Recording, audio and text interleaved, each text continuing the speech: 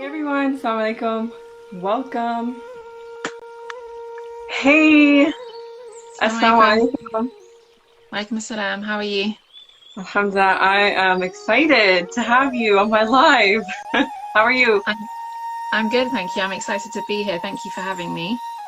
Yeah, of course. I've been following you for a while and I've just been so happy to see someone speaking about issues that are so important, but that everyone is scared to talk about. And that's why we called it a shame-free way to accessing God's gift, right? Yeah, absolutely. Yeah, no, I love the title that we kind of, bounced off each other with ideas to come up with the title for today's discussion. And I don't, yeah, this is why I do the work I do, because there is quite a lot of shame within the Muslim community when, talking about sex. And I don't believe that there needs to be any shame. So yeah, thank you for having me. I'm excited to be Yeah, of here. course. Yeah. So tell us a little bit about what you do for those who just saw the title and were like, okay, I want to know about this. Like, what is going on? Like, what do you do? And what inspired you to start your services and posting on your Instagram? Yeah, it's a great question. So I would say my journey to get to this point now started when I was 18. And the reason why it started when I was 18 is because that's when I got married. And right before getting married, like most kind of, you know, women who are about to get married, most of them are a bit nervous or a bit fearful of their wedding night, especially if they, save themselves for marriage and remained virgins, that kind of thing. So I was in that position, and I felt I had kind of grown up hearing a lot of stories about sex growing up, both from the Muslim community, but also from non-Muslim friends in like high school and that kind of thing. And altogether, the messages I received about sex were pretty negative, both messages about the female body, shameful messages about sex within my own household and the Muslim community. Sex was never really talked about. It was very much taboo. And so Hmm. all of that combination led me to feel very fearful of my wedding night. It was a combination of like the fear of the unknown, but also um, really negative stories about the process of a woman losing her virginity. Oh And a lot yeah. of the yeah, a lot of the stories I would hear are things along the lines of when a woman loses her virginity or has penetrative sex for the first time, it's really painful for her. I even heard stories where one person said it was excruciatingly painful. You'll Yeah. hear stories in certain Muslim cultures where they kind of celebrate a woman's virginity by her proving that she was a virgin based on how much she bled on the wedding night. And it was Yeah. just a really terrifying, horrifying story to grow up hearing that. And so I was, naturally, most humans have a fear of pain. And so I was afraid of pain on my wedding night and having sex for the first time with my husband. And what happened is we got married and we attempted to have sex for the first time. And it is exactly how I thought it would be in terms of I thought it would be really painful, and it was. So much so that it was so painful that it couldn't happen. We couldn't have sex. And we put it down to nerves initially. And when I say sex, I mean penetrative sex. We put it down to nerves Hmm. the first time. And we said, okay, we'll try again another time, which we did. We let a couple of days go by. We tried again. We kept on doing that same sort of cycle and nothing helped. And it just seemed to get worse. And it was really emotionally difficult to go through. It put a really kind of big strain on the marriage. And later on, I discovered that what I was going through, it has a known medical term for it. It's a medical Hmm. condition, and it's known as vaginismus. So that's what you see on my profile. You see that I'm a vaginismus coach, and I never expected that this is the work that I would be doing. Like when I was Oh growing yeah. up, yeah, when I was growing up, I think like most Muslims out there, they want to be like a doctor or like a high-end job type of thing. So I wanted to be a doctor, and I even applied to medical school, and I didn't get in. So I ended up doing biomedical science instead. And I thought maybe Hmm. later on I would do medicine as a graduate degree. I ended up not doing that because the school I went to, the university I went to, I basically studied alongside the medical students, and I just saw Hmm. what their life was like and how stressful it was. And then the university I went to was in a hospital setting, so I could see what it was like for doctors to be working there. And I was like, that's not the life I want. So I was glad, alhamdulillah, like, everything happens for a good reason. I was glad I didn't end up being accepted into medical school. So I did biomedical science, and then I had to make a decision about what I wanted to do with my life in terms of a career. And the options in front of me were either like become a scientist, go into research, that kind of thing, or do something else like become a science teacher or work in pharmaceuticals. And the kind of scientist side of things didn't really appeal to me. Even though I really loved science, that type of work didn't appeal to me. I wanted to do something that I felt was making more of an impact in people's lives. So I decided to do a certification to become a teacher. So I ended up being a high school science teacher for 5 years. And then during that time, I had my 2 kids. And that was because I was able to overcome vaginismus, but I never told anyone about it. And the way that I had to overcome my own vaginismus was through educating myself. I had to find out what was causing this, what information was I missing in my life, what education had I missed out on. And it turns out I had missed out on a lot of education that I should have received from schools, from my parents, from society, but I didn't. And I don't want to blame my school or blame my parents or blame society. It is what it is. And like I said earlier, everything happens for a reason. And I think if I didn't go through vaginismus, I probably wouldn't be doing this work that I was doing, that I am doing. So it was a difficult thing to go through, to have vaginismus, but I'm grateful that I had it, because it turns out that after working as a teacher for 5 years, I wasn't feeling that fulfilled in the job, and I had this kind of like intuitive feeling that I was meant to be doing something else. And I know that that feeling came from Allah. And so I took a big risk after working as a teacher for 5 years. I was just like feeling just not satisfied in my job. And and I had 2 kids, and I felt like my job as a teacher was really stressful for me. I remember it wasn't just being in school and teaching.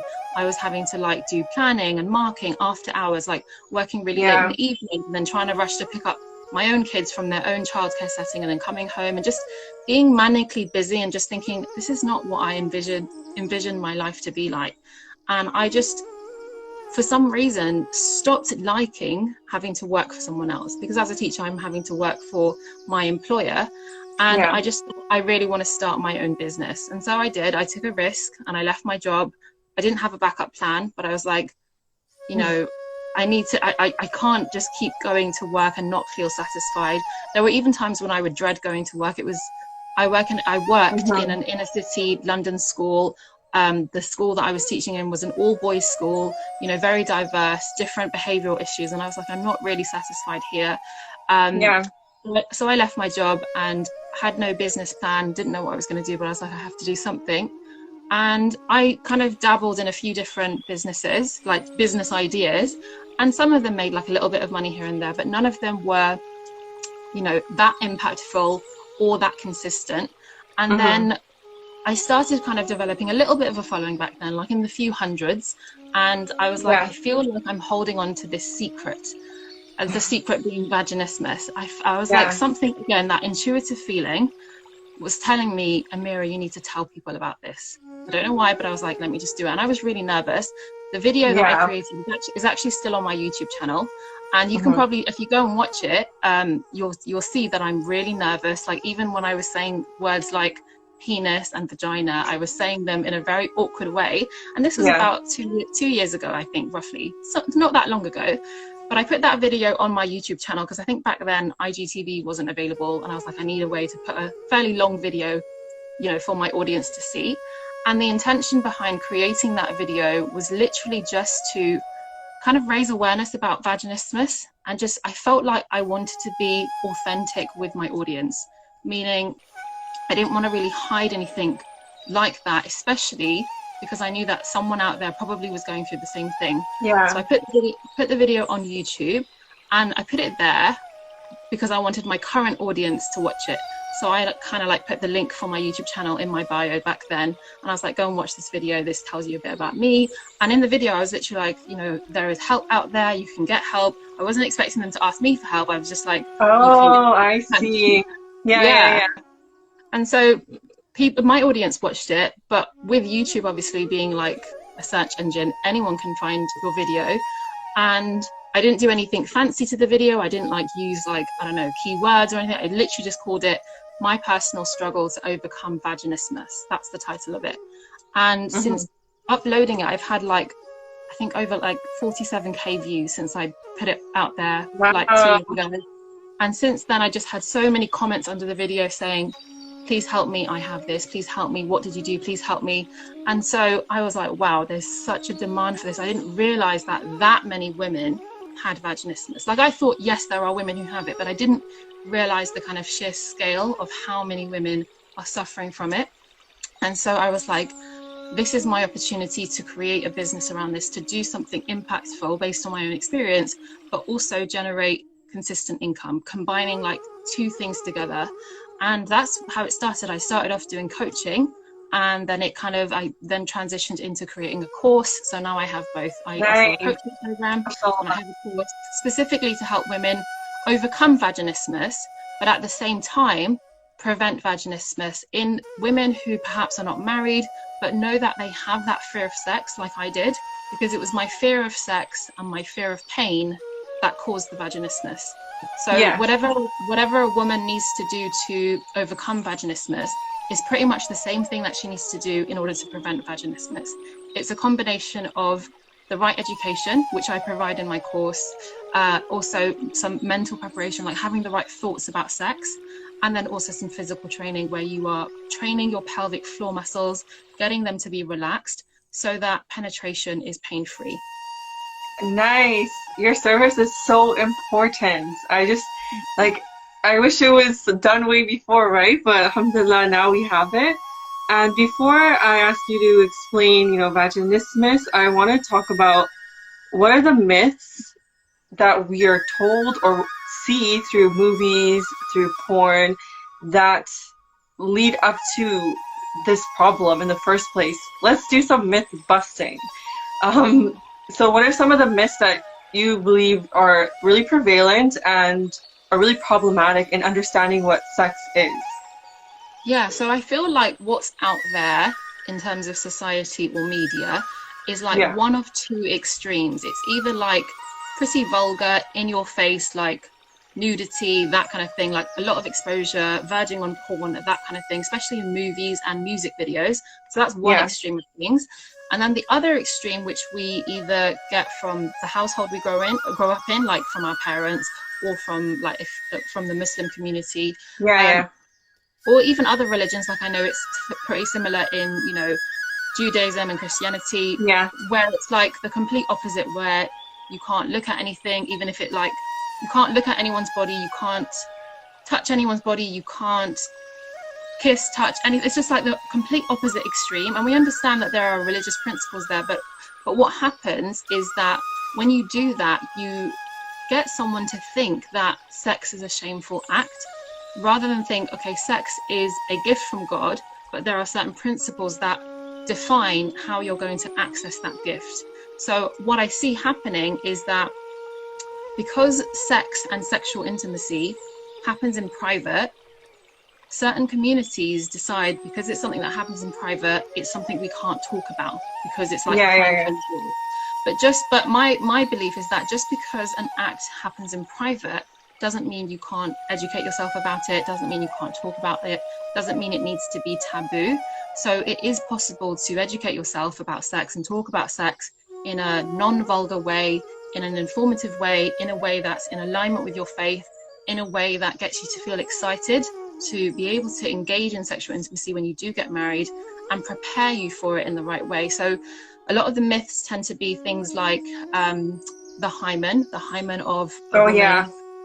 That was one of the causes of my vaginismus, thinking of the hymen being something that defines my virginity, when it really doesn't.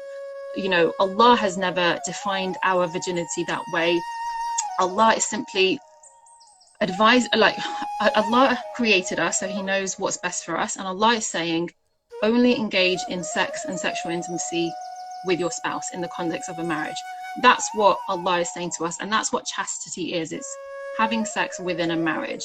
Virginity doesn't really matter it doesn't matter as much as chastity. Chastity is following what I just said, is making sure you are engaging in sex and sexual intimacy with your spouse, so in the context of a marriage. But what's happened is that for whatever reason, like misogynism and patriarchy, they are, you know, and that's kind of been infiltrated into Muslim communities. They are seeing women and objectifying her body and then saying that we are going to define you based on your virginity. And however the hymen was discovered, they decided that this is the piece of your body that we are going to define you by. And if this piece of skin, and it's not really a skin, it's like a very thin membrane, this piece of membrane, if it's intact, proves that you're a virgin, and therefore you're perfect and you're a saint and all of that kind of stuff, and it raises your worth. Whereas if it's not intact, it's like the opposite. And what also kind of going further with the myth about the hymen is that for some reason people think that when the hymen is stretched or breaks, and I'll talk about breaks, I'm kind of doing that in quotation marks for a reason, when that happens, they assume that it causes a lot of pain and a lot of blood. And that's a myth, because that's not what happens. The hymen, I'm going to just kind of use a piece of paper to represent this. Some people think that the hymen is like this, like it's like you can't penetrate, there's no holes, there's no perforations. Whereas when you actually look at the anatomy of the hymen, there are loads of perforations within it, but also when a baby girl is born, her hymen is a little bit more rigid, a little bit less perforated. Okay, that's in terms of the covering of the vagina. But as that baby girl grows and she naturally starts moving, doing any kind of physical activity, whether it's strenuous or not, and she's walking and she's moving and she's running, over time, that same membrane, because it's stretchy, it starts to continue to stretch, slowly kind of starts disintegrating, starts forming perforations. And we know that it has perforations because it is exactly through that hymen that the period blood has to pass through. So if you imagine the period blood is passing through your vagina and is going to need to pass through the hymen. So the hymen definitely has to have perforations in order for that period blood to escape. But what's happening is for some reason people are thinking that it's like this rigid sheet that has to be like literally torn and broken in order for something to go through, and that's causing a lot of fear. And they also think that the hymen breaking is what causes pain. That's another myth, because the hymen itself has very little nerve endings, or no nerve endings at all. And as you can tell, if something doesn't have any nerve endings, you can't feel any pain from it. Exactly. Right. And another thing to mention about the hymen is it's not like a sheet like this.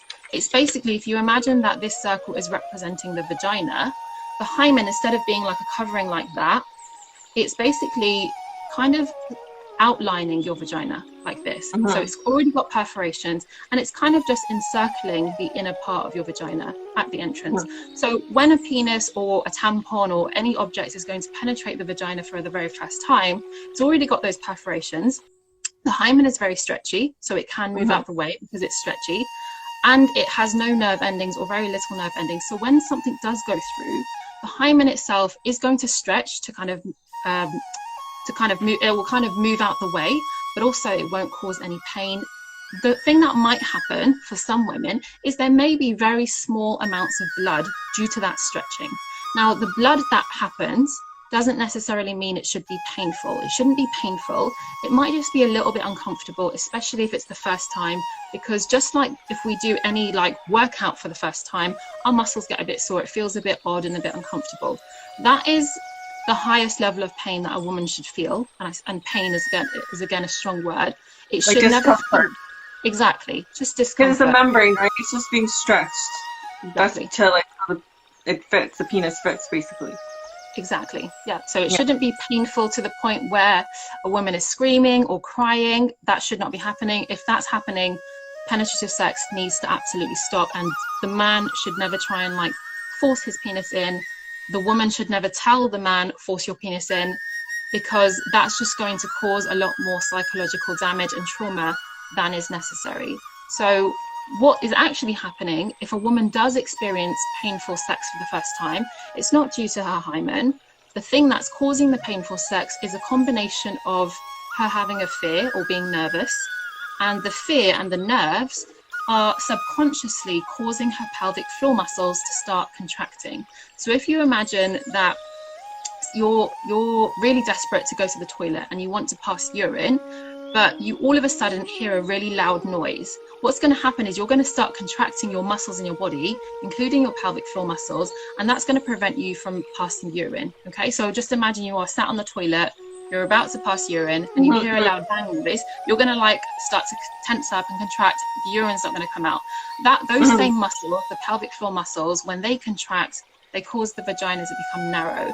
And that's what's happening when a woman is experiencing painful intercourse. Those muscles are causing her vagina to become narrow.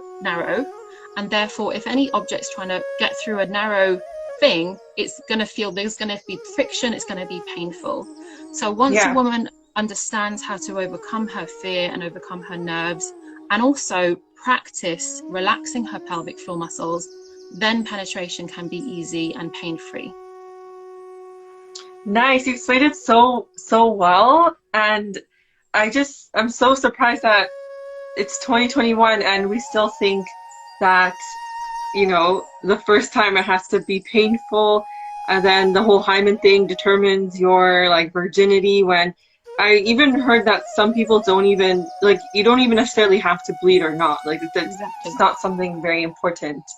But in a lot of cultures, they like emphasize that, and it's really psychologically damaging. Like you said, there's just so much psychological damage a woman has to go through for something that's supposed to be beautiful in our faith. And I think like our understanding of, you know, sexual intercourse has become so shameful. Like people are so scared to talk about it, and if you do talk about it, people sometimes get triggered, or like.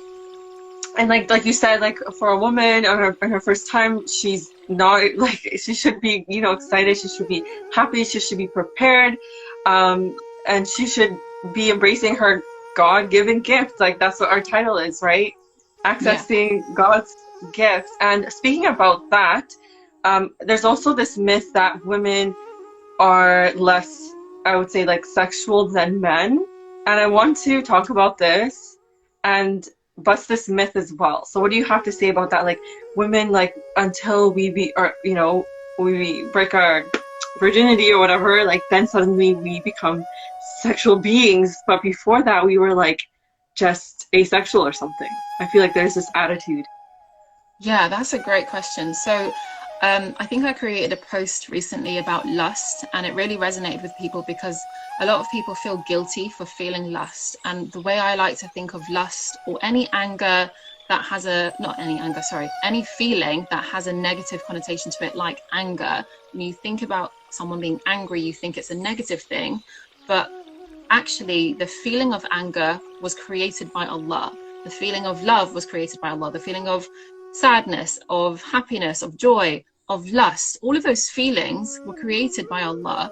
And so when we talk about lust, for example, or basically sexual desire, I've had messages from women saying, you know, I'm single, I'm not married, and I feel really guilty for feeling sexual feelings towards a man, for example. And I say to those people, and I say to anyone listening now, being physically attracted to someone is not necessarily a bad thing. It's a feeling, right? Just like you can be angry, doesn't mean that you're a bad person for feeling angry. What determines your kind of character are your actions that follow the feeling. Because if you pause and take a moment to internalize, okay, how am I feeling right now? I'm feeling sexually attracted to this person. How am I going to act on it? And the way I choose to act, is it in alignment with my Islamic faith, my principles, and that kind of thing? So the feeling itself isn't necessarily a bad thing. The feeling is natural, and the feeling actually shows you that you are human. It's part of your humanity to have different feelings on a day-to-day basis, but also having sexual desire towards someone, whether you're single or not. Having sexual desire towards someone is an indicator that you are appreciating the beauty of Allah, because you're looking at a person who you think is beautiful and attractive, and that person is beautiful and attractive in your eyes because Allah created it that way. Allah created your eyes to look at something and think that person is beautiful. Okay, so there's nothing necessarily wrong with having the feeling. It's about you deciding, do I have a value of chastity? And if you do have a value of chastity in alignment with your faith, then what are the actions that I'm going to take forward to not necessarily prevent the feelings, but to prevent you from acting on those feelings? Because it can be very easy to go and act on those feelings, you know, to go and speak to that person and then start a relationship with that person and then maybe engage in extramarital sex with that person. But the more difficult route sometimes is to not act on those feelings, but take those feelings and ask yourself, I'm struggling with this feeling right now. And a struggle really is a test or a trial in our lives. And then when you see it as a test, if you see certain feelings as difficult and you see them as a test, all you need to do is ask for Allah's mercy. And that's great, because what's happening is you are using your feelings as a superpower to worship Allah. Because as soon as you turn to Allah and say, look, Allah, I'm really struggling with these feelings right now, please have mercy on me, the feelings start to dissipate and they go away. And I urge you, if any of you are here and you feel like that, try it out, because I'm going to tell you, from my own personal experience, and I try to be as honest and open as possible, not necessarily to like share my sins or anything. I'm not sharing sins. I'm going to tell you that I personally have experienced lust, both when I'm single and when I'm married. And you might think that's normal, right? I think right, absolutely. Yeah. I haven't acted on those feelings. I haven't gone and, like, God forbid, had an affair with someone, or, you know, before I got married, I didn't have a relationship with someone. But those feelings are natural. Like I said, it's about how you choose to act on them. And what I realized is any feeling you have, you can overcome that feeling by leaning on Allah, turning to Allah and asking Him for His mercy.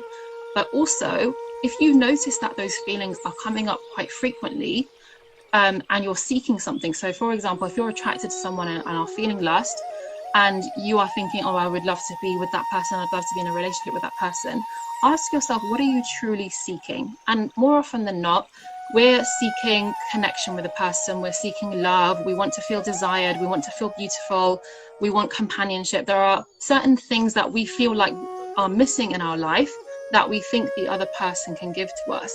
And sometimes humans can give us those things. Humans can make us feel desired, make us feel beautiful, give us attention, but sometimes they can't. Sometimes it's hard to get. It's like out there. But when you realize that you're already able to access those feelings because Allah's giving them to you all the time. Allah thinks you're beautiful because He created you, and He only creates beautiful things. Allah is always paying attention to you. Sometimes we want attention from the opposite sex, but Allah is always aware of us and paying attention to us.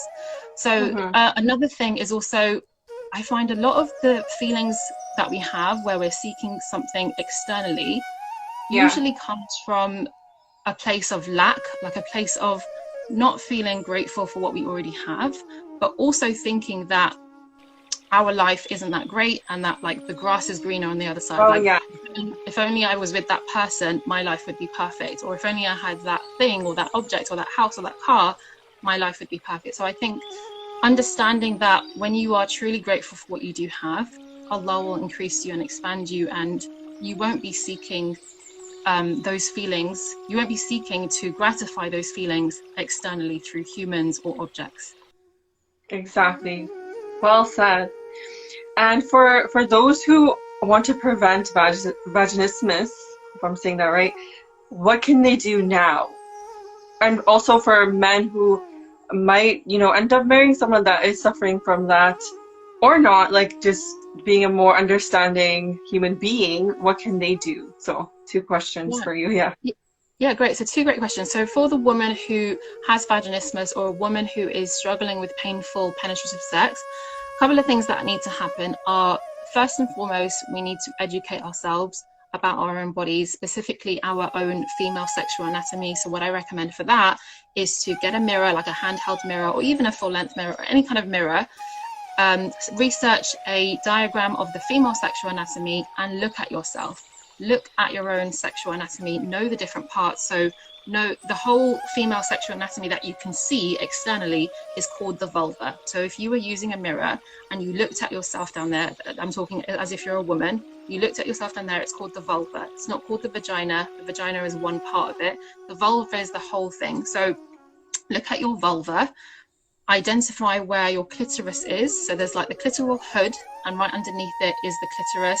The part of the clitoris that we see is a small part of it, but actually the rest of the clitoris is internal within our body. So the clitoris might look like a small circular thing. That's a part of the clitoris. The rest of it is actually a lot bigger, and it's internally in our body. And the great thing about the clitoris, it is the main female sexual pleasure organ, meaning it's the main organ that a woman, when that organ is stimulated, it produces a sensation of a lot of pleasure for the woman. It's basically the equivalent of a penis. So we know the penis, when stimulated, provides a lot of pleasure to the man. The same is for the clitoris. But the great thing about the clitoris is it is the only organ in our whole body that has been created for the sole purpose of pleasure. Yeah. With the penis was created for two reasons: procreation and pleasure. So it wasn't created just for pleasure. It wasn't created just for procreation. It has two jobs. But with the clitoris's job is not procreation. The clitoris's only job is to give a woman a huge amount of pleasure when it's stimulated in the right way. So know where the clitoris is, and then a bit further down, know where the opening of your vagina is. This is really important. Most women don't actually know where their vagina is. And so what happens if you don't know where your own vagina is, where the opening is, and the vagina isn't like a hole, what you will see when you look down using a mirror is you will see an opening. So that's the vaginal entrance. So that's the opening of the vagina. But the vagina has like a tunnel or a canal. So the rest of the vagina goes inwards in your body. You also need to know the kind of vaginal lips. So being able to open your vaginal lips, they're known as the labia minora and labia majora. So like the major lips, they're slightly bigger, and the minor lips, slightly smaller. So that's the kind of first step, is to really understand and know your own female sexual anatomy. And there's nothing shameful about it. The reason why there's nothing shameful about it is because Allah, your creator, created that part of your body. He has given you your whole body as a gift. Every single part of our body is a gift and has a purpose. And so you need to be able to, like, if I were to give you an actual gift, like, I don't know what you like, but let's say I gave you like an amazing handbag, and I just gave it to you and you just locked it up and kept it in the wardrobe and didn't ever touch it, that's fine, but you're not really appreciating that gift. You appreciating that gift is taking it out of the box, looking at it, admiring it, looking at its features, knowing how it works, like that kind of thing. That also needs to apply to your own body, especially parts of your body that are a bit more difficult to see. So for a woman, if you look down, you'll see some of it, but in order to see all of it, you would need to use a mirror to see it all properly. So that's the kind of first step to overcoming vaginismus, is knowing where everything is, especially where the opening of the vagina is. Then the next step I recommend is educating yourself on how to relax your pelvic floor muscles. Every single woman needs to understand how her pelvic floor muscles work. Pelvic floor muscle health is extremely important for every woman, regardless of whether you have vaginismus or not, regardless of whether sex is painful for you or not, because your pelvic floor muscles play a huge role in so many events in your life, such as childbirth, intimacy, things like urinary incontinence can happen after childbirth. So many things are affected by poor pelvic floor muscle health. So it's really important to know where they are in your body, and you can't see them, but you can feel them. Just like your heart, you can't see your heart, but you can feel it, right? So the same with the pelvic floor muscles. You can't see them, but they are in your body.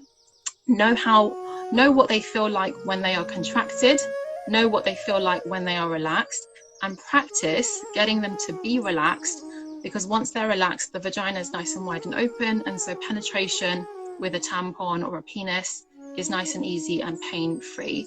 So first step for a woman with vaginismus is to know her anatomy. Next is to know how to relax the pelvic floor muscles. The next step is to practice inserting objects into her vagina. Some women like to start out with their own finger or with a tampon or with dilators. Now, I'm going to just go ahead and say that as soon as I say put a finger in, suddenly people start to assume that's masturbation. Just to clarify, masturbation, my definition of masturbation, and I think it should be for everyone too, my definition of masturbation is where you, for example, are aroused, you're sexually turned on, and there is some kind of sexual tension within your body, and you want to relieve that sexual tension, and so you stimulate parts of your body to bring yourself to orgasm. That's what masturbation is. It's like self-pleasuring sexually. Putting your finger into your vagina as a woman doesn't lead to any pleasure, because the vagina itself doesn't have that many nerve endings. And the reason why it doesn't have that many nerve endings is, if you imagine if the vagina had loads of nerve endings, it would be way more difficult to give birth than it is, because imagine a baby coming through the vagina and the vagina having so much nerve endings, that would be way more painful. Pain doesn't come from the vagina necessarily, because the vagina can stretch. It's kind of like an elastic band. So the pain isn't coming from the vagina during childbirth. The pain is coming from the uterus contracting. That's the pain that woman feels during childbirth. So it's two different organs. So what was I talking about? I'm trying to remember my point. What's my train of thought? Like Adri said, to prevent like the fear of anything inserting your finger. I was talking about masturbation, wasn't I? So as soon as I say to people, when I recommend inserting an object, it could be your finger if you're happy with that, but if you don't want it to be your finger, it could be a tampon or dilators. Whatever object it is, you are not masturbating by inserting an object into your vagina. So it's really important to practice, especially as women, because the more you practice inserting something into your own vagina, the more confident you will feel to do something similar whenever you have penetrative sex for the first time. Because I know if I did that before I got married, if I was, for example, able to use a tampon before I got married, I probably would have felt a lot more confident for sexual intercourse on my wedding night. But because I had never practiced with a tampon, it was like this completely unknown experience. And another issue that I'm finding in the Muslim community is that, especially, you know, Muslims that are raised like very traditionally and conservatively, where, you know, the opposite sex is forbidden, you can't even talk to them. And then when you get to know each other, you know, there has to be other people around, which is fine, because, you know, but it's like, you're kind of going from getting to know someone, fine, you're asking them questions, you know, in that getting to know phase before you get married, but you've never held hands, you've never touched, you've never seen their body. To go from that to then like full-blown nudity on the wedding night, and then trying to do this act that you've never done before, neither of you have done, if both are virgins, trying to do that thing is like way too much pressure. To go from fully clothed to think about it. Right. And I'm not saying there's anything wrong. I'm not saying there's anything wrong with couples who do want to do that and get naked for the first night and attempt intercourse. I'm not saying there's anything wrong with that. But the issue is where there is an expectation that it must happen on that night, especially considering no one's educated them on how to do it. No one's educated them on the mechanics. Yes, they have a basic idea of like, okay, the penis is meant to go in the vagina, but hang on, where is the vagina? Do you even know where it is if you've never looked at it? So all of these are really, really important to educate ourselves, to get rid of the fear, to help Muslims feel more confident, because the truth of the matter is, most Muslims who do manage to remain virgins, because not all of them do, most Muslims who do manage to remain virgins and save themselves for marriage, they have not been properly educated about sex.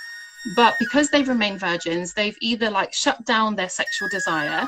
And so, especially for a man, if he's doing that and he has a high sexual desire and he's getting married for sex, and the woman also has a sexual desire but she's trying to push it down and she's getting married for sex, but they've never educated themselves about sex, and then they try to have sex, it's like, whoa, I've like been preparing for this and looking forward to this, but then they're disappointed. So if we're going to try and build up sex and make it seem like this amazing thing, we need to really educate people about it. And it is an amazing thing, but it's only amazing when you know how to do it, when you've learned about it, when you feel confident and not fearful about it. And kind of linked to your point earlier about myths, is another big myth is that, actually it's kind of two things. Another big myth that is spreading in the Muslim community is either that women shouldn't feel sexual pleasure and that sexual pleasure is just for the man. Oh, or, yeah. yeah. Or that sex is only meant to be for procreation, that you should only be having sex to get pregnant. Those are the two biggest myths. And if you think about it, that would mean that married couples should only be having sex 5 maximum times, like a maximum of 5, 6, 7 times, depending on how many kids they want in their whole married life. So if a person is married for, like, I don't know, 40 years or 50 years, and they only have sex 5 times and they have 5 kids, that doesn't make sense. Really, procreation is a small part of sex. The bigger purpose of sex is intimacy, is pleasure, is fun, is enjoyment with your spouse, is getting to know the other person's body as a gift from Allah. That's the purpose of sex. So we really need to be more open as a Muslim community to talking about it, and there's nothing shameful about it because Allah created it. Yes, exactly. There are times when it can verge on being vulgar, but no one's saying that you need to be vulgar when talking about it.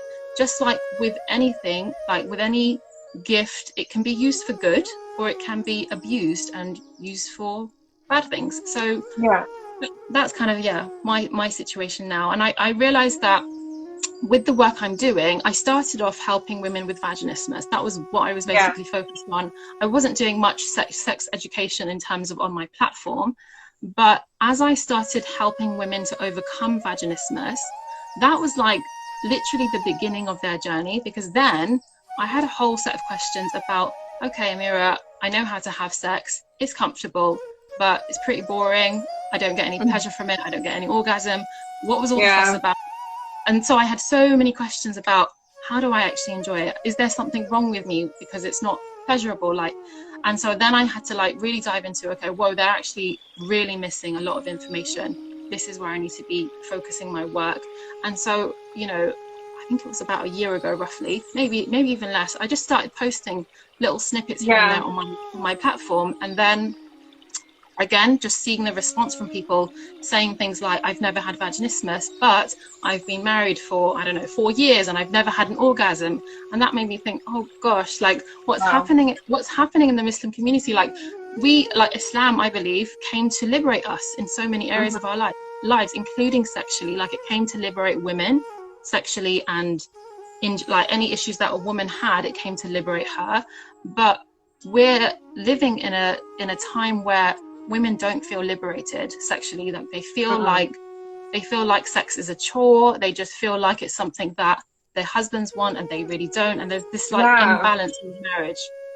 And it's like they're normalizing that. Oh yeah, it's just no, this is a gift from God, and you have the right to feel, pleasure. You have the right to enjoy it, not see it as a chore, right? Can you briefly, before I wanted to do Q&A, but I know time is running short, but can you briefly educate the audience on the difference between female sexual pleasure and male sexual pleasure?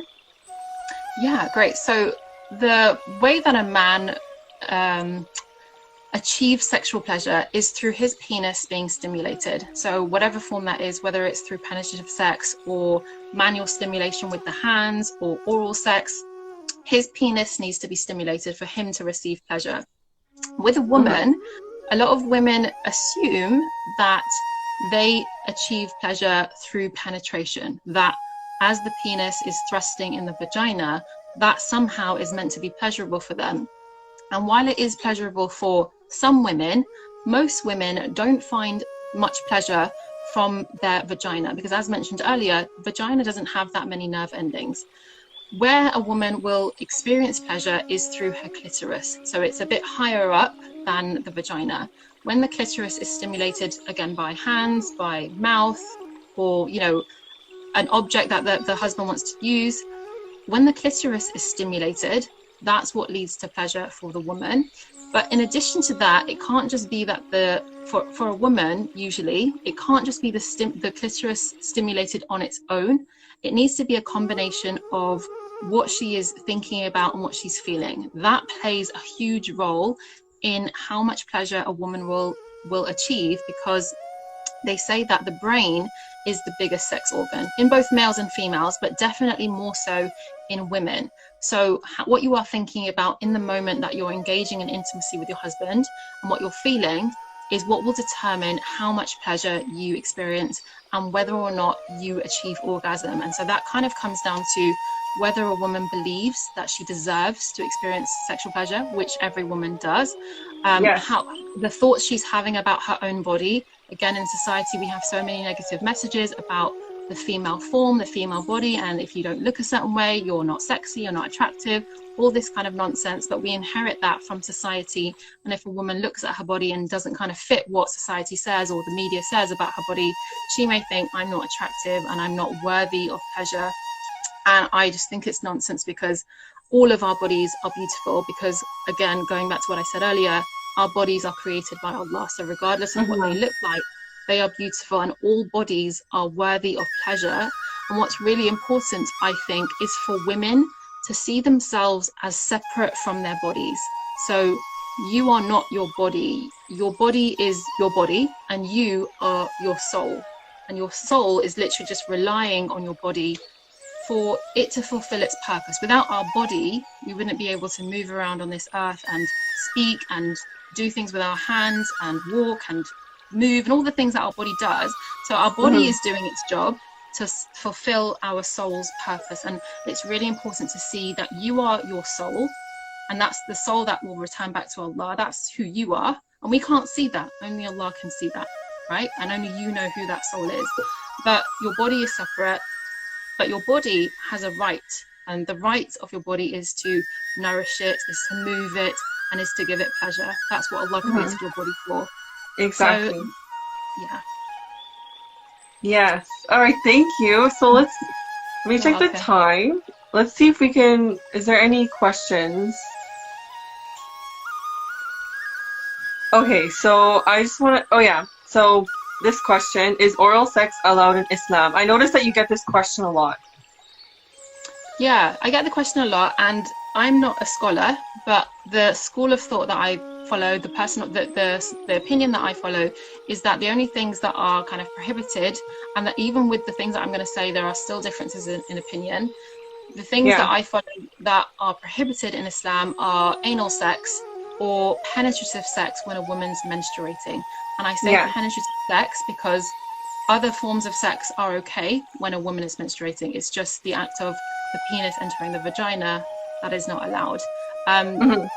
Everything else is permissible in Islam, as long as the wife's happy with it, she's enjoying it, and that both the husband and wife are happy to do it. So I get the question of, like, we use our mouth to recite Quran, how can you lick your wife's vulva or whatever? And the notion behind that is they see the vulva as something that's dirty.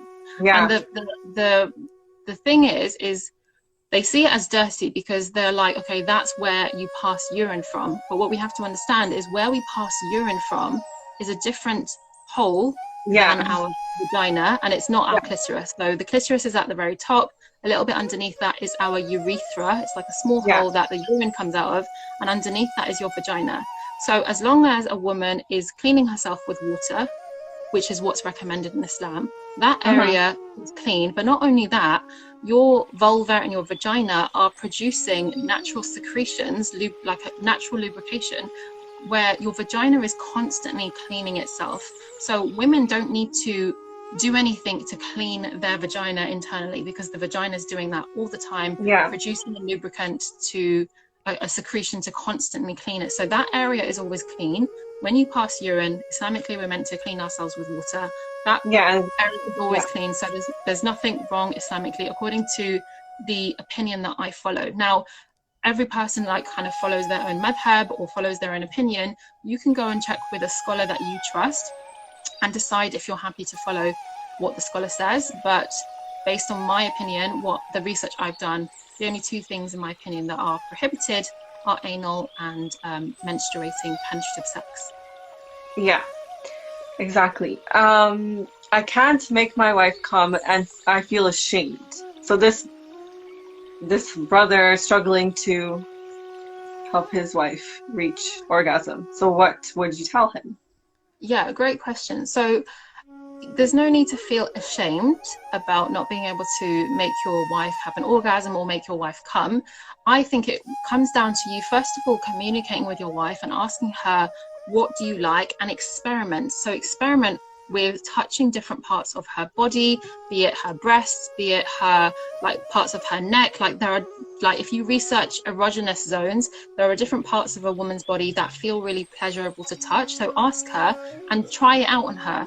Even with the clitoris, for example, try out different strokes, different ways of touching and caressing her area down there, her clitoris. Experiment with your hands, with your tongue, with your different parts of your body. Try it out different ways and ask her, do you like this? Ask for feedback in the moment. And through regularly kind of practicing that, you will eventually learn, okay, this is what really works for my wife and this is what she enjoys and this doesn't. So whatever doesn't really turn her on, avoid that, don't do that. And the things that really do turn her on, focus on that, and ask her for feedback in the moment and be willing to accept that feedback. Another thing too that you can look into is a technique known as kunyaza. So there is a brother named Habib Akande. He's an expert on this. Check him out. He has a whole book on this. So the practice of kunyaza is known to cause amazing orgasms, intense orgasms for a woman when a man knows how to do it. So look into that. But there's nothing to be ashamed about. Sex is a journey. We need to educate ourselves about it, and we don't need to feel ashamed if we're struggling with providing pleasure just yet. But it's great that you are asking that question because it shows that you do want to satisfy your wife. So definitely go ahead and do a combination of asking her, what do you like? Let me try different things out on you, and don't give up. You will get there. But also, you know, going online and researching, how do I make my wife orgasm? There are so many different methods there. Just use Google. You know, there are some things where Google's not relevant, but there are some things where Google can really help.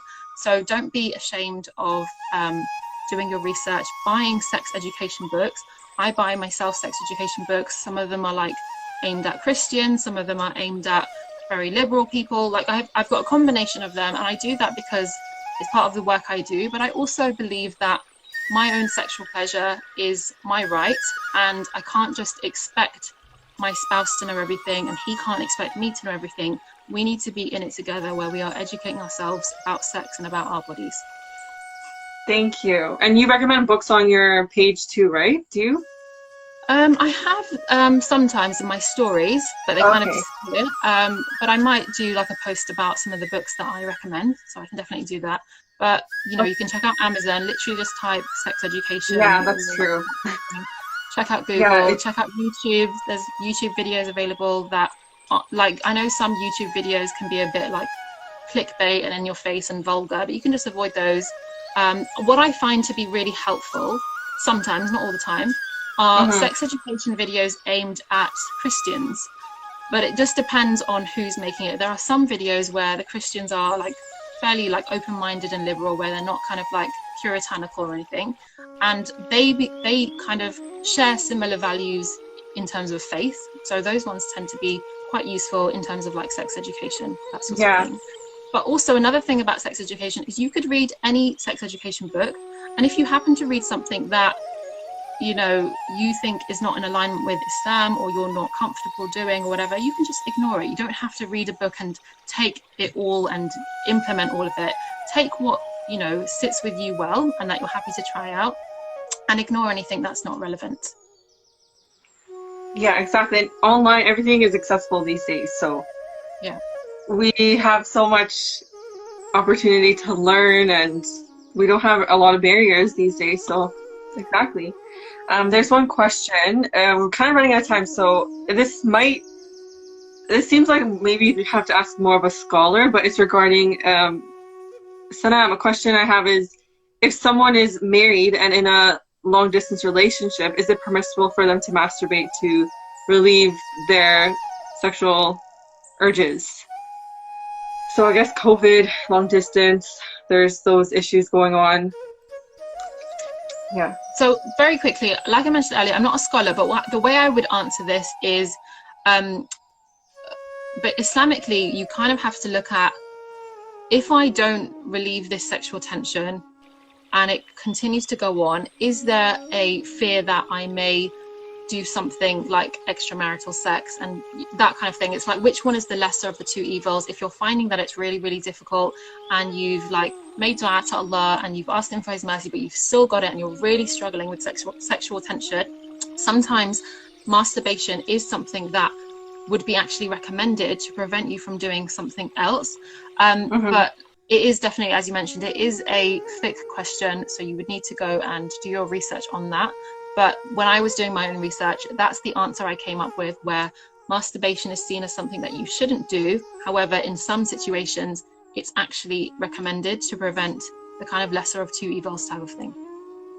Makes sense. And I also noticed you get this a lot. Is sex different for females that have undergone FGM? So there's, unfortunately, it has happened, even though it's illegal, like internationally, but unfortunately some women have still undergone it. I think we only have 1 minute left. But does it end exactly at an hour? So I noticed with Instagram that, well, during one of my lives, it let me go on for like 2.5 hours. So oh, really? I don't know if it will cut you off at the 1 hour. It used to do that, where it would like cut you off. And I guess if it cuts us off, then we know it's only an hour. Yeah. But they used to give like a little notification where it'd be like, your time's running out. But they don't do that anymore. And so I thought it was an hour, but one of my lives was 2.5 hours. And so I'm assuming that. Yeah, I think they extended it. So yeah, go ahead. What was the question? Was there a question? So someone was asking if a woman that has undergone FGM, would sex be different for them? So it might be a little bit different, but it doesn't have to be, because from my knowledge of FGM is that the part that is removed, and just like you, I get really angry whenever I hear about FGM, but I'm trying to like get over the anger for a minute so I can answer the question. I don't believe FGM should happen in any situation at all. No. If a woman has undergone FGM, the part of her body that has been removed is the external part of the clitoris. So earlier on during this live, I was saying that when a woman looks at her vulva, you've got like the clitoral hood, and then literally underneath that is the clitoris, which is like a circular little knob, is how I'm going to describe it. That's not the only part of the clitoris. The rest of the clitoris extends in your body that you can't see. So in most women that have FGM, it's just that bit that's removed. And I say just in quotation marks. It's still, even though it's small, it's still a huge thing that is removed. So unfortunately with FGM, there might be instances where a woman might experience a bit of pain due to the trauma she experienced from having undergone FGM. Having said that, if she feels like her body has kind of healed, and if she's able to use her own hands and touch herself down there, in terms of like putting a bit of pressure on it and seeing, is it painful, is it sore?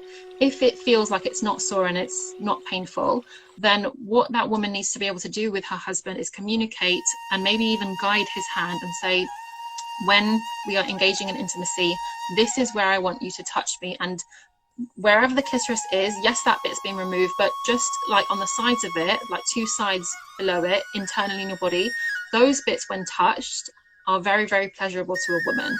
So that's the bit where you can guide your husband with his hands initially, so he knows where it is. He could even do it with his mouth if he wants to do oral sex. Those bits would be very, very pleasurable to a woman. But I do recommend any woman that's undergone FGM to just be patient with yourself, be compassionate, and know that you are still able to experience pleasure, even though the top part of your clitoris has been removed, because the rest of your clitoris is still inside your body. Okay, so this woman's asking, does a husband fingering his wife before actually having sex help reduce mental fear? So I guess that goes into foreplay, right? Yeah, it can do. Fingering the wife, I'm assuming this question is slightly related to maybe a mental fear of penetration. So if the husband uses his finger to penetrate the vagina, it might help the wife to be a bit more relaxed, knowing that, okay, my vagina is a bit open now. I can now have his penis penetrate me. But I did a post on this recently. Penetration is not always necessary for the husband or wife. You can get your husband to orgasm without penetration.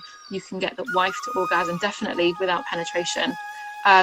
If you are able to have pain-free sex, try that. Like, try if it's pain-free for you, see how it works. But it's really about your positioning, the position of the woman's body. If you want to orgasm as a woman from penetrative sex, it really requires you to, first of all, spread open your vaginal lips, like your labia, so they're the vaginal lips.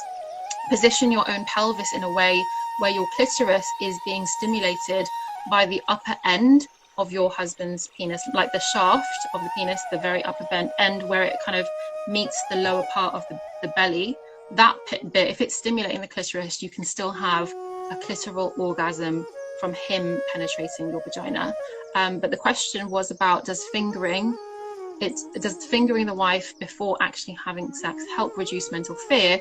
The answer to that is it kind of depends on the woman as well. Like, try it out with your husband, see, is it reducing my fear or not? So it depends on the woman, definitely. Okay, by the way, there's a question box, so where you can submit your questions.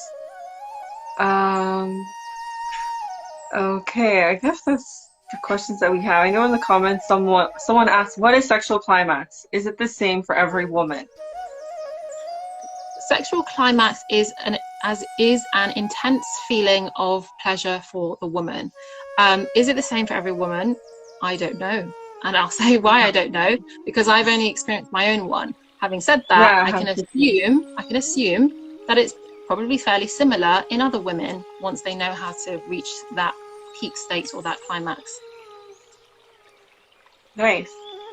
So, anyone have any other questions?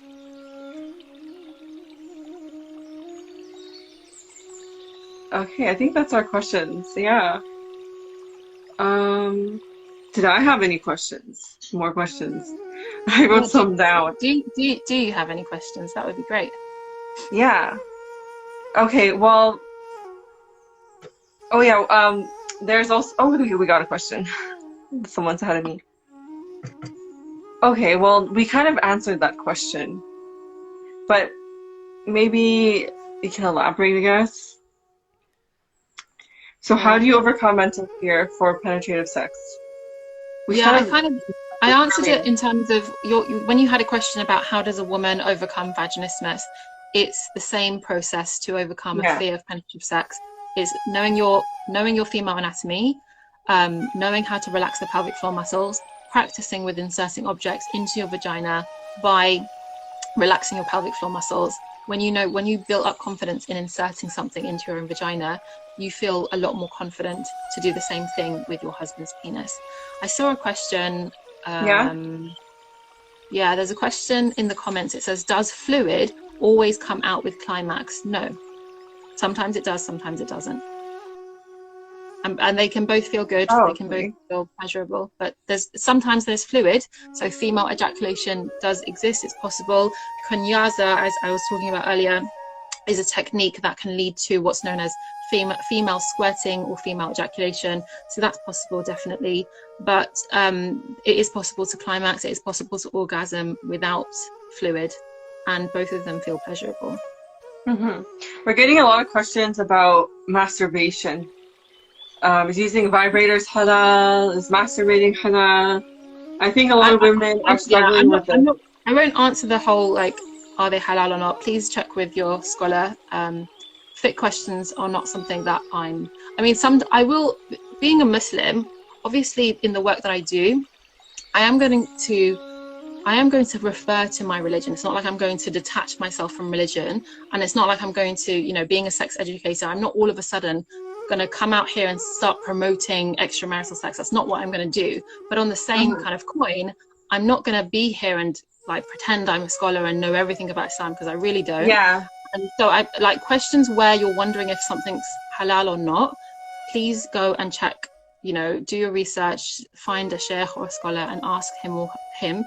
and find out. And there are some female scholars out there as well, so definitely do your research. And it also depends on the school of thought that you follow and that kind of thing, and how open-minded you are. That also plays a factor. Yeah. So Sana, there's actually a book, Habiba Kande on his Instagram. He wrote a book about kunyaza. So I recommend that you purchase his book and you and your husband can read it together. Yes, so what definitely. advice can you give to women who feel alone in their journey of overcoming vaginismus? In some countries here in Asia, there's no concrete steps that physicians can recommend. Well, your service is online, right? Yeah, you can reach out to me, and I have 2 different programs. One is a course where I literally give you the step-by-step on how to overcome vaginismus, how to transition to pain-free intercourse. I also have a coaching program. Both of those provide you with a community. So if you join the coaching or the course, you get access to a private Facebook group. It's completely private. It just has women who've joined my course that are in the group, where you can ask me any questions. You interact with the other women. The women in that group are either women who still have vaginismus and they're overcoming it, or women who have already overcome vaginismus through completing my program. So that kind of answers, like, what can you advise to women who feel alone? I know how lonely it is to go through vaginismus, especially if it's not talked about. Usually a woman who has vaginismus feels really lonely because it's just her and her husband that know about it. She hasn't told her parents, her siblings, her community. She feels ashamed. There's no reason to feel ashamed, but I understand sometimes it's difficult to speak about it with relatives or friends. So what's great is if you get to join a program like the one I have, you're in a community of women who have it and are in the process of overcoming it, just like you, or who have already overcome it. So that's a very empowering community to be part of. Nice. I'm so happy that you're doing this. So what kind?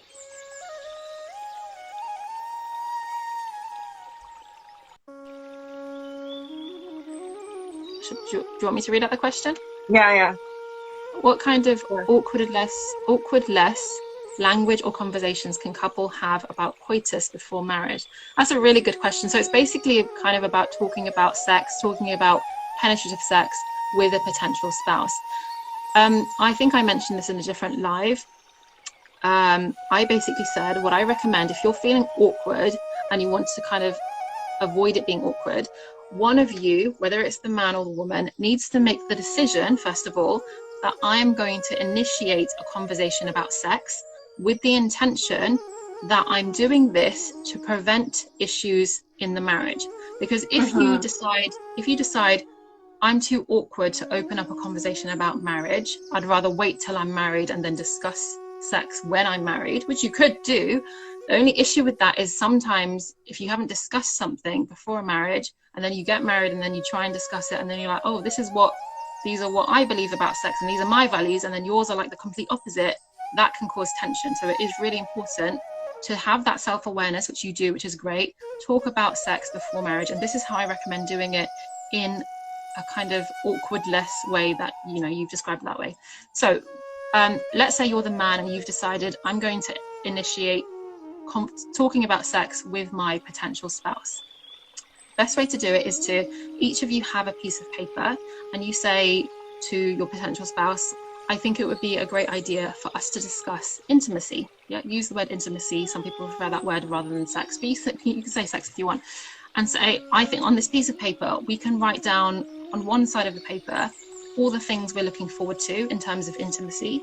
And on the other side of the paper, we can write down any fears we have about intimacy, any questions we have about intimacy, any talking points, like things that you want to mention related to sex on the other side of the paper. So all the talking points, fears and questions, and spend time doing that. The man does his one and the woman does hers, and then swap papers, have a look at what each person wrote and compare. Like, you might have something that you wrote down that you're looking forward to that your potential spouse also wrote down, and there's a match, like, oh, we're both looking forward to that same thing, which is great.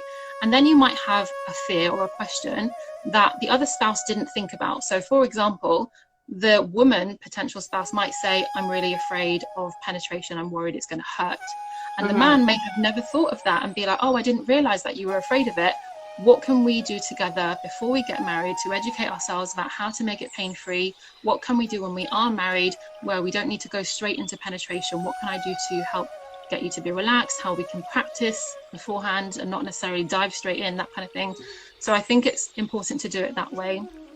Lay out all your fears and hopes on paper, discuss, talk about it, and be clear on what your intentions are when you have that conversation. So we know that our actions are by intentions.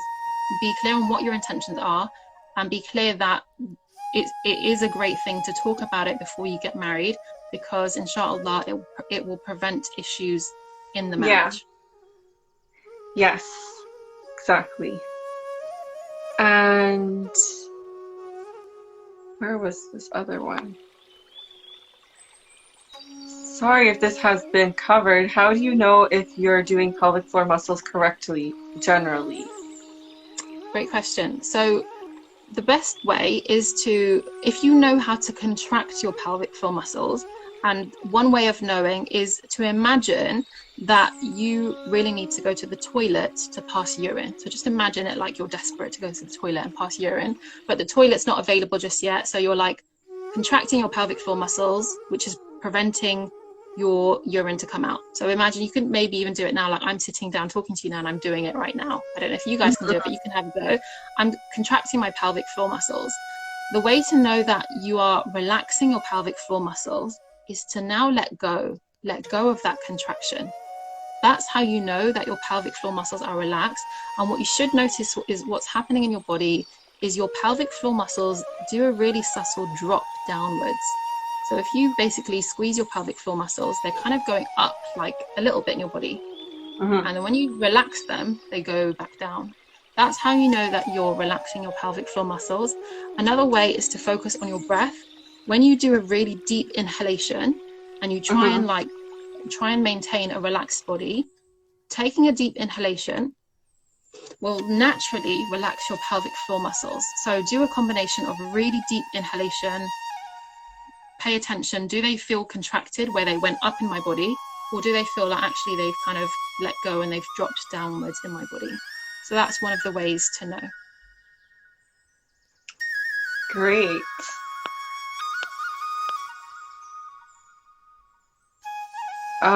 Is it a must to go to the bathroom to urinate after sex? It's recommended, yeah, to prevent urinary infection. It doesn't have to be like immediately, but it is recommended to go to the bathroom after sex just to prevent urinary infection. Okay. My legs hurt, especially the back. I don't understand. Amara, can you please clarify what you mean by that? I don't really know what that means. Okay, well, I guess we're gonna wrap up. So last minute questions, anyone? Now is your opportunity. This has been really good. I've really enjoyed this and answering everyone's questions. It's been so helpful.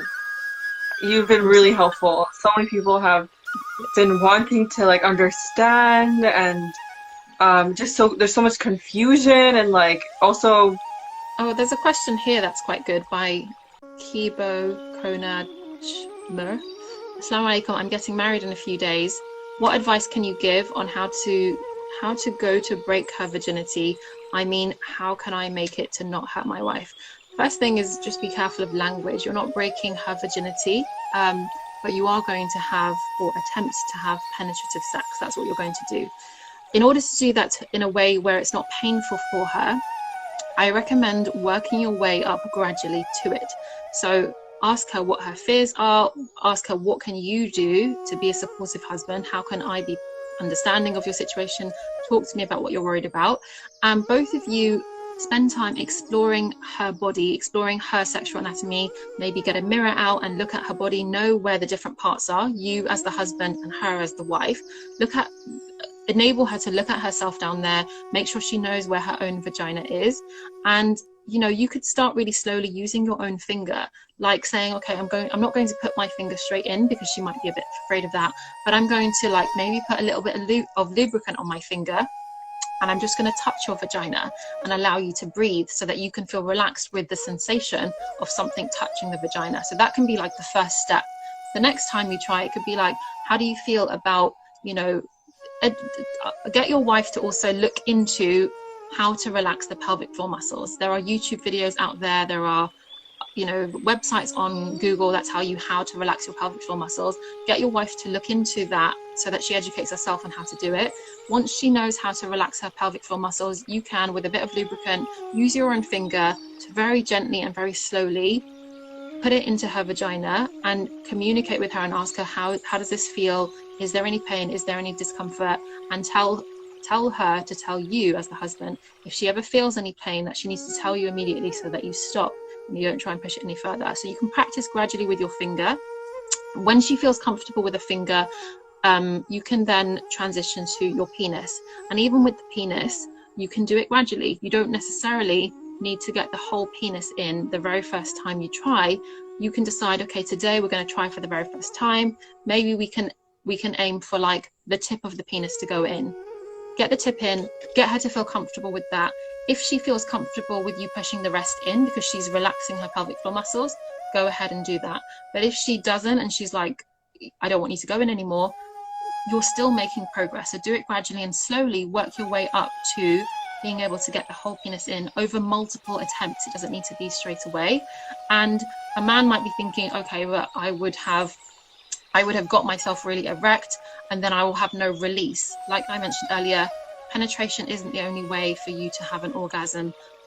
Tell your wife what you would like her to do to you to bring you to an orgasm.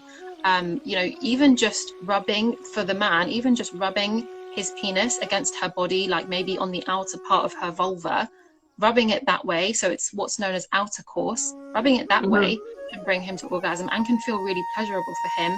And sometimes it can feel pleasurable for her if he happens to be putting his penis, like kind of stimulating her clitoris while he's stimulating his own penis against her body that way. So do things in a gradual way, be very patient. If she is still struggling with penetration and it's difficult for penetration, look into getting a set of dilators. So the dilators come in gradual sizes. That can really help her with her confidence, where she can practice on herself, starting with a small dilator, gradually working her way up to a larger dilator. Once she builds her confidence to using a larger dilator, which is similar in width to an erect penis, she can then feel confident to transition to intercourse with you and have penetrative sex with you as the husband. And I also recommend getting lubricant. Very important. Yes. Okay. This is, I think, very important question. Do you have any tips for young Muslim women who have suffered sexual abuse and have vaginismus but have no desire to have sex? So this is trauma related, I guess. Yeah, that is a great question. So if a woman has vaginismus, I'm assuming from this question she's married, correct? Am I assuming correctly?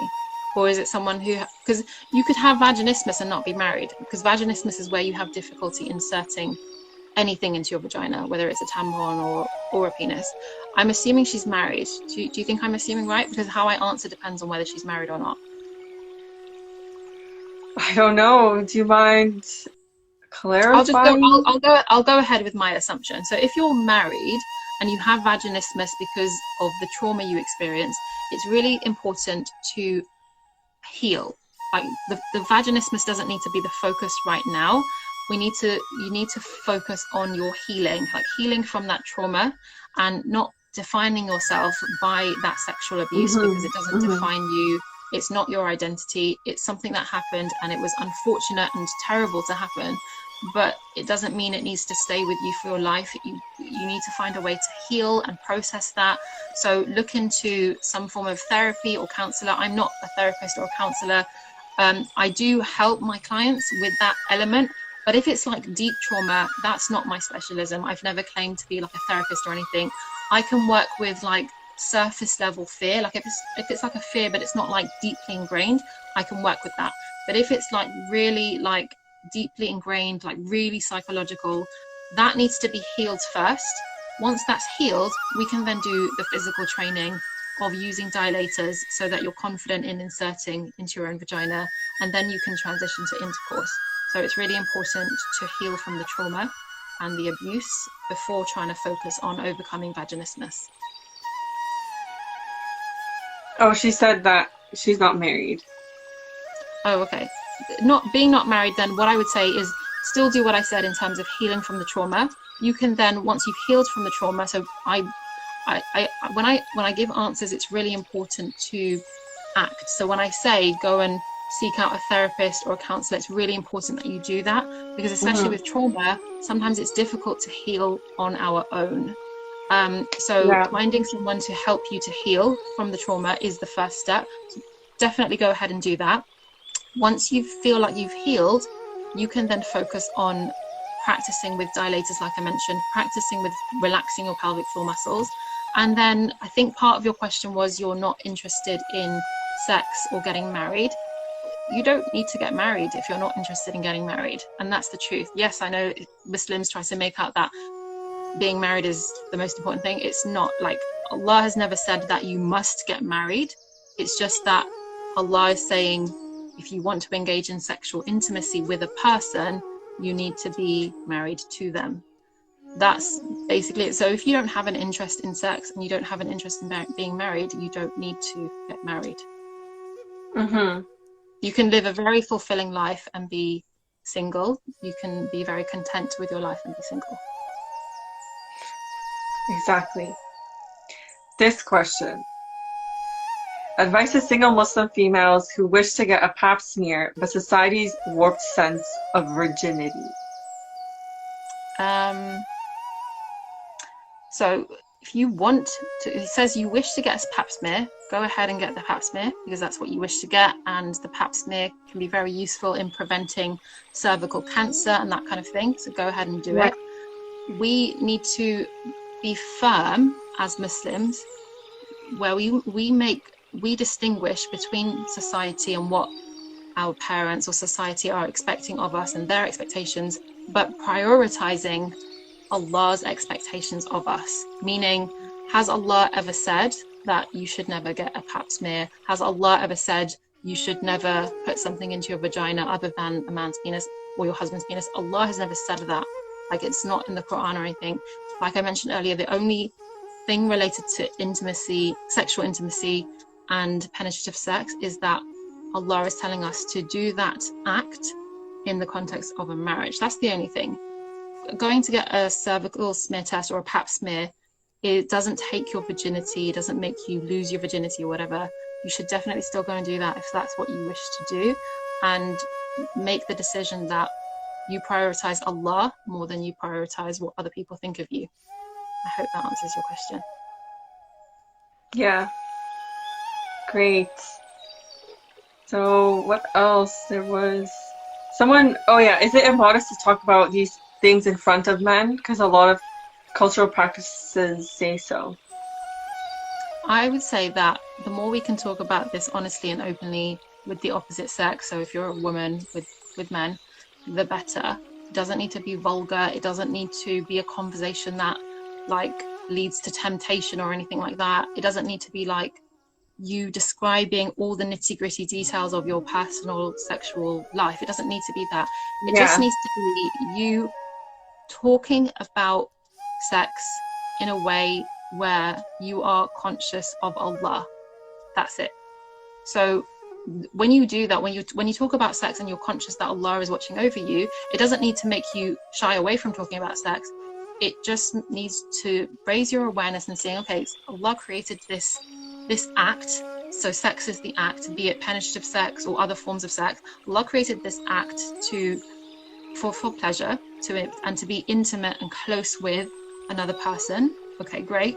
But how can we talk about it in a way that where we are educating ourselves, where we are appreciating it as an act and as a gift from Allah, and talking about it with like beautiful words and beautifying our language about it, rather than kind of like doing what the media is doing, where they are really like they are portraying sex in this like very cheap way, and Yeah, sex is really valuable. So we need to talk about it in a valuable way, and it's a gift. exactly.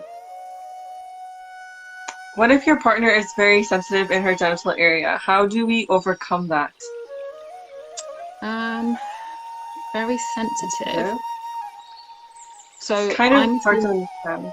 You don't know exactly yeah, what. because sensitive could be a good thing or a bad thing in terms of body. So sensitive could be that as soon as that bit's touched, it could be like really pleasurable. But I'm assuming from your question where you said sensitive, meaning that when you touch it, it's like uncomfortable for her or maybe painful for her. That's what I'm assuming from your question.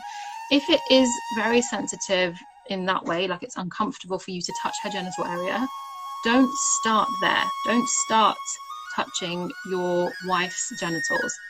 You need to gradually work your way to there, meaning focus on all the other erogenous zones on her body and experiment. Discover the different parts of your wife's body, you know, kissing different parts of her body, touching different parts of her body, seeing what arouses her that are not her genitals, and also deciding, focusing on what you are saying to her, because the words you say to your wife in the moment are a big turn on for women. Like choosing your words wisely, saying certain things that show her that you really desire her and that she's really attractive and really beautiful, saying those words to her in the moment are going to really turn her on through her biggest sex organ, which is her brain. And the more turned on she is, the more pleasurable it will feel for you to then move to her genitals. And even with the genitals, it's not like you go there straight away and then you really firmly start trying to rub that. It really needs to be really gentle and gradual at first. And the gentle touch is pleasurable. And the more gentle it is, the more pleasurable it is. And once it feels a bit pleasurable, you can then go a little bit harder and a little bit more intensely on that same area. And then that can lead to pleasure. But I think what's really important is for you to have open, honest communication with your wife, and she needs to feel relaxed to tell you, okay, look, this is nice, keep doing that. That doesn't feel great, stop doing that. So open, honest communication with your wife is really important. Mm-hmm. I am going to need to go, if that's okay. Yeah, so we're gonna thank you so much for your time. Thank you everyone who has came and like listened and asked questions. I really appreciate that. And please follow her, and her services are available for anyone that needs it. Which is alhamdulillah, we're so blessed to have her in our Muslim community, and also available around the world because now everything is online these days. So yeah, thank you so much, and I hope you have a wonderful sleep, I guess, because it's nighttime there. It's daytime for me. That's right. Yeah, I hope you have a good rest of your day. Thank you so much for having me. It's been a pleasure. Assalamu alaikum. Bye. Take care. Bye. Hey everyone. Assalamu alaikum. Welcome.